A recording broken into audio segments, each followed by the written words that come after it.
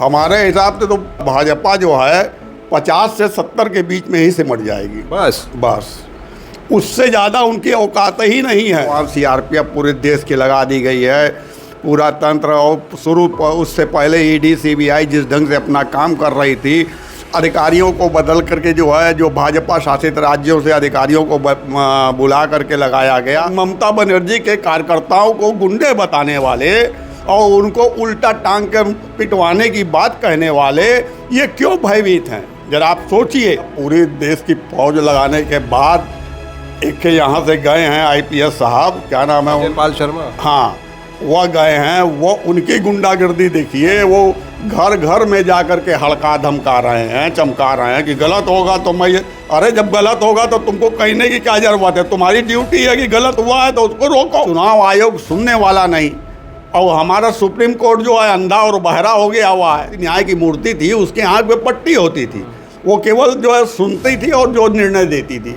अब तो आँख खोल दी गई है। अब आँख खुल गई है तो कौन हमारा है कौन पराया है, इसका जो है आकलन जज साहब कर रहे हैं। उसी आधार पर जो है फैसले सुनाते हैं। निश्चित तौर पर ममता बनर्जी ही सरकार वहाँ बनाएंगी। साथियों, बहुत बहुत स्वागत है खुशखबरिया में। पश्चिम बंगाल समेत 4 राज्यों के जो चुनाव हुए थे, अब कल उसका नतीजा आने वाला है 4 तारीख को। लेकिन उससे पहले तमाम तरह के एग्ज़िट पोल सामने आए। लोग कह रहे हैं कि जिस तरह से लोकसभा के चुनाव में एग्ज़िट पोल 350 सीट बता रहे थे भाजपा को, लेकिन 240 सीट ही आई। उसी तरह इस बार अधिकतर एग्ज़िट पोल भाजपा की सरकार बनाते हुए दिख रहे हैं। कुछ एग्ज़िट पोल TMC की भी सरकार बनाते दिख रहे हैं। लेकिन कुछ जो विश्लेषक हैं वो कह रहे हैं कि अगर तिरंकुश रिजल्ट आया, यानी ना भाजपा को बहुमत मिली ना TMC को बहुमत मिली, तो उस सूरत में क्या होगा? तो इस सारे मुद्दों पर हमारे साथ बातचीत करने के लिए एक बार फिर से राकेश चंद्र शर्मा जी हैं। पिछली बार भी हमने उनसे इस मुद्दे पर बातचीत की थी, जिसको उनके वीडियो को लगभग 20 लाख लोगों ने इंस्टाग्राम और फेसबुक के माध्यम से अब तक देखा है और हज़ारों कमेंट आ चुके हैं। एक बार फिर उनसे जानने की कोशिश करेंगे कि 24 घंटे लगभग हैं जब रिजल्ट आना शुरू हो जाएगा, क्या स्थिति हो सकती है, जो एग्ज़िट पोल आए कितना सही हो सकता है। बहुत बहुत स्वागत है सर आपका। बहुत बहुत धन्यवाद भैया। ये जो एग्ज़िट पोल आए हैं, अधिकतर एग्ज़िट पोल तो दिखा रहे हैं कि भाजपा की इस बार सरकार बन ही जाएगी, क्या लगता है? देखिए, भाजपा की सरकार पिछले, अगर आपने देखा होगा, एग्ज़िट पोल उनके कुछ होते हैं और जो निष्पक्ष पत्रकारिता कर रहे हैं या मीडिया वाले हैं, जो समाज के अंदर यथा जो भी घटनाएं घटती हैं उनको पहुंचा रहे हैं, उनके एग्ज़िट पोल में। अब इनके पास जो एग्ज़िट पोल रहेगा, जो गोदी मीडिया जिसे कहा जाता है, वहाँ भाजपा के ही समर्थक खड़े होते हैं। और ये जब जनता के बीच में जाते हैं तो एग्ज़िट पोल में कुछ और परिणाम नज़र आते हैं।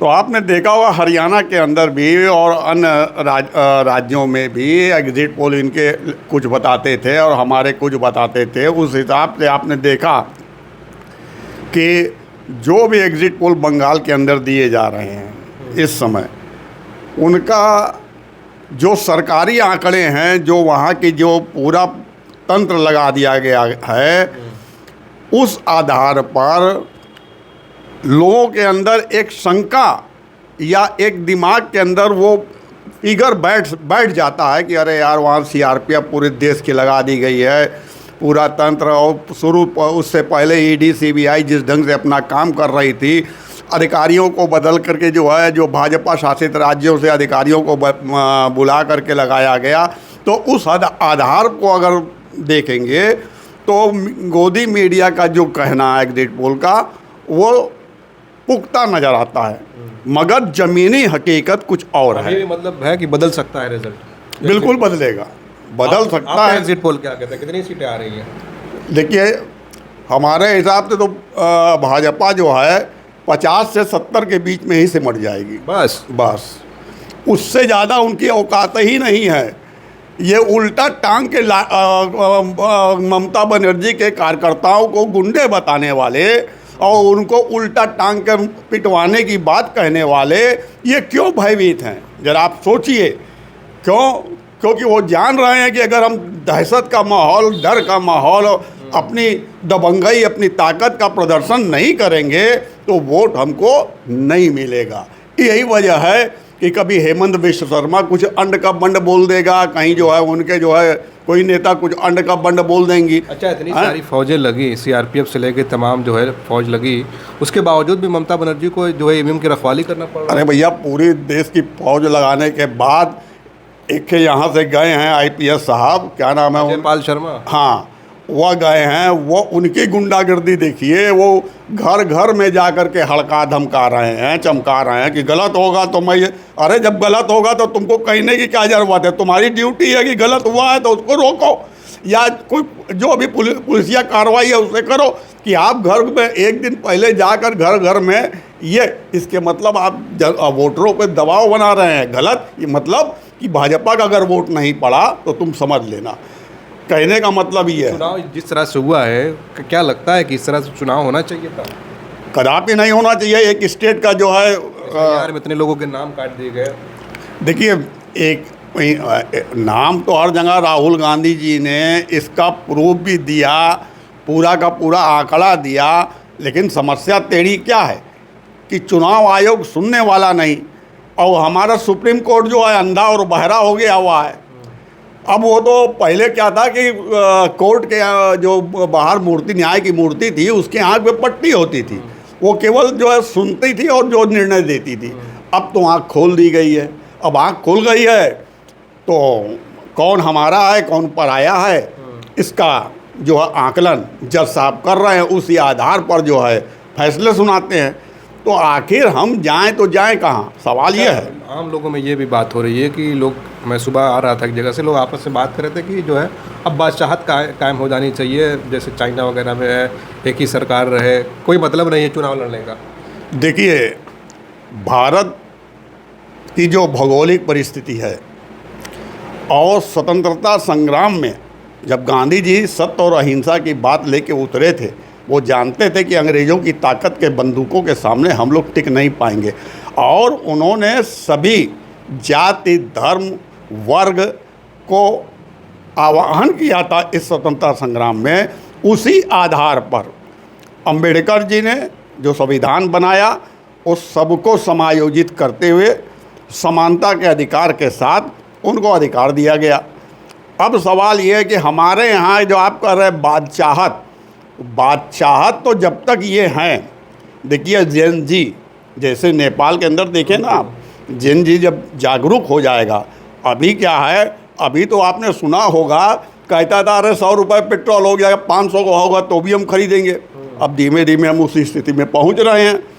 जब 500 हो जाएगा ना तो इतना बढ़ चढ़ करके जो है भाजपा के साथ राष्ट्रवाद में या जिस भी वजह हिंदूवाद में भागीदारी जो लोग निभा रहे थे ना, वो फेचकुल फेंक देंगे, और उनकी औकात समय उसी दिन जैन जी का यहाँ पर एक ऑर्गेनाइजेशन इस सत्ता के खिलाफ खड़ा होगा, और निश्चित तौर पर यह सत्ता परिवर्तन में जिसमें राजनीतिक पार्टियाँ, अभी सवाल ये है ना, आपको याद होना चाहिए जब वहाँ पे जो है दिल्ली में जो है महिलाएं जो है एनआरसी और सीएए के खिलाफ जब बैठी थी मुस्लिम महिलाएं, तो अगर राहुल जी जाएंगे तो ये मुस्लिम हैं, कोई उनका सपोर्ट करेगा तो वो किसान का सपोर्ट किया गया तो वो आतंकवादी हैं। इस ढंग के जो प्रचार ये जैन जी अच्छी तरह समझ रहा है, और जैन जी ही आगे आएगा, और पीछे से भले ही पॉलिटिकल पार्टियां उनके समर्थन में खड़ी रहें, लेकिन जैन जी को जो जन आक्रोश को सामने लाना पड़ेगा तभी। एक आखिरी सवाल लेंगे कि अगर त्रिकोणीय नतीजा आता है, किसी भी भाजपा टीएमसी में से किसी को भी बहुमत नहीं मिलती है, उस सूरत में क्या हो सकता है? देखिए, अगर त्रिकोणीय आता है तो निश्चित तौर पर हमारी पार्टी कांग्रेस जो है, चूँकि वो इंडिया गठबंधन के एक हिस्सा हैं, एक सदस्य हैं, तो इंडिया गठबंधन के लोग निश्चित तौर पर जो है ममता जी का समर्थन कर, एक महिला भी होने के नाते उनके साथ लोग खड़े होंगे, और गठबंधन होने की वजह से भी उनके साथ खड़े होंगे, और निश्चित तौर पर ममता बनर्जी ही सरकार वहाँ बनाएंगे। लेकिन एक सवाल ये भी उठ रहा है, कांग्रेस के लड़ने पर अकेले जो 294 सीटों पर लड़ी, तो कहीं ना कहीं लोग कह रहे हैं कि नुकसान हो सकता है कांग्रेस की वजह से। देखिए, अकेले लड़ने से होता क्या है कि गठबंधन तो सब कर लेता है। अब आपको मैं बता दूं, जब बिहार का चुनाव था तब वहाँ एसआईआर के खिलाफ जो चला, राहुल गांधी ने जो दिल्ली में किया और अपने कागज़ पत्तर जो है दिए, और उसके बाद जो है यहाँ पर भी आकर एसआईआर के खिलाफ बोले बिहार के अंदर, तो ममता बनर्जी तो SIR पे कुछ नहीं बोल रही थी उस समय, और इस तरह की जो दुर्व्यवस्थाएं थी जो आज उनको सामना करना पड़ा, उस समय उनको आना नहीं चाहिए। उस समय गठबंधन के सभी पार्टियों को एक साथ आना चाहिए SIR के खिलाफ, लेकिन नहीं ना आए। अगर एक साथ आए, किसी का बयान कुछ है, किसी का बयान कुछ है, कोई अपनी ही वाहवाही लूट रहा है, कोई अपनी ही वाहवाही लूट रहा है। उसका बदला लिया अगले लड़के? नहीं, बदला नहीं लिया। देखिए, हमारा अगर पहले का भी कोई बयान अगर आपने देखा होगा तो हमने कहा था कि कांग्रेस को अब गठबंधन से अलग होकर के सभी सीटों पर लोकसभा और विधानसभा में अपना लड़ना चाहिए। अगर आप नहीं लड़ेंगे तो आपको अपनी शक्ति का, वास्तविकता का जो है आकलन नहीं कर पाएंगे। और दूसरा बात क्या है, जब आप गठबंधन में लड़ते हैं तो जो क्षेत्रीय पार्टी जो मजबूत होती है वो ये कहती है यार हमारे वोट तो कांग्रेस को चले गए, कांग्रेस के वोट हमको नहीं मिले, या कांग्रेस जीती है तो वो हमारे वजह से जीती है, तो फिर आप वहाँ पे लुक डाउन हो रहे हैं, फिर आप वहाँ पे कमज़ोर साबित किए जा रहे हैं। नुकसान कांग्रेस का ही। तो नुकसान कांग्रेस का होता है। इस वजह से अब की बार बंगाल के अंदर जब ममता बनर्जी गठबंधन करने को जो सीटें हम चाहते थे नहीं दे रही थी, तो ये बात ठीक है, लड़ लेंगे हम लोग। लेकिन साथ देने की जहाँ तक बात होगी तो जो वैचारिक और सैद्धांतिक बनाएंगे, हाँ, वैचारिक और सैद्धांतिक दृष्टिकोण से हमारा जो लड़ाई है प्रजातंत्र को बचाने की, उस हिसाब से हम ममता जी को साथ देंगे।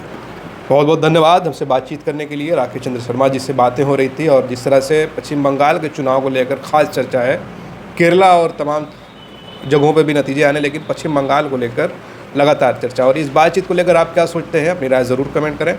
आप देख रहे थे खोज खबरिया, बनारस से मैं उबैद, बहुत बहुत शुक्रिया।